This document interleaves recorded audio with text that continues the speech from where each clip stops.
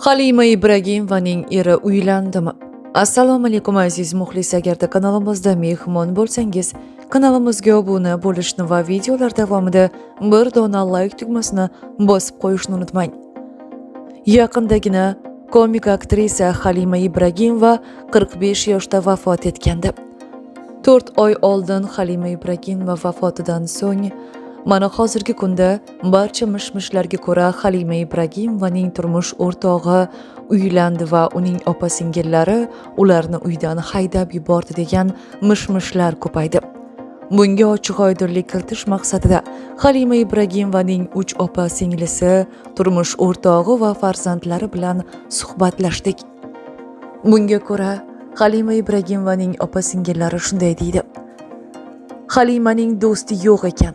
Biz bunga iymonimiz komil bo'ldi. Barchaning niyati mansab, pul yoki bo'lmasam boshqa narsalar. Uning do'stlarini hatto 10 ta barmog'imiz bo'lsa, shu barmoqlarga sig'maydi hatto. Barchaning o'y-fikrlari faqatgina Halimadan qolgan boylik, Halimadan qolgan mashina, uning pullari, uning uylari, uning tillalari bo'ldi. Sizlar Halimaning hamma narsasini talon-taroj qildingiz, turmush o'rtog'ini esa haydab yubordingiz deyishdi. Aslida hech qanday bunday bo'lgani yo'q. Turmush o'rtog'ini uylanishiga biz qarshi ham emasmiz. Lekin vaqt soati bilan balki uylanar, balki uylanmas. Lekin biz uchun juda ham og'ir bo'ldi. Halima bizning yuragimizda yashaydi. Biz har kuni uni eslaymiz, uni xotirlaymiz. Balki oilamizdan, o'z yumushlarimizdan ortib borolmaymiz, lekin uning turmush o'rtog'i va farzandlari har juma kuni uning qabriga borib, Qur'on tilovat qilib, uni eslab yod olishadi. Biz uchun juda og'ir bo'ldi.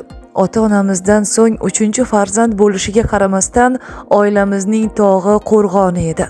Har bir to'y, hasham, marakalarda barchasida bizning boshimiz bo'lib turardi. Biz boshsiz qolgan insonga o'xshaymiz. Ich-ichimizdan kuyishimizga qaramasdan qo'limizdan hech narsa kelmaydi. Biz uchun hattoki o'lgan emas, ichimizda yuribdi.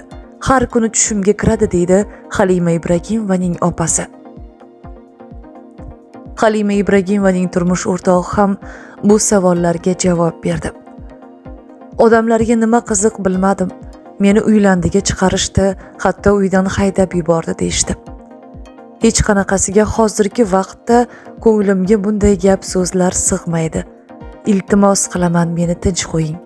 Men hali uylanganim yo'q. Uylanish niyatida ham emasman. Ko'nglimda faqat Halima. Uni xotirlayman.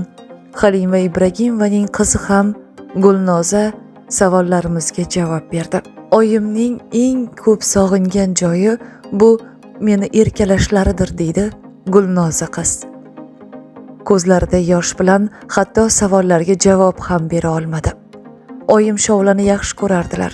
Oyimni juda ham sog'inyapman deydi Halima Ibragimovaning qizi Gulnoza. Shunday ekan, har xil mish-mishlar, balki gap so'zlarni ko'paytirmasdan Halima Ibragimova ruhi uchun Qur'on tilovat qilinglar.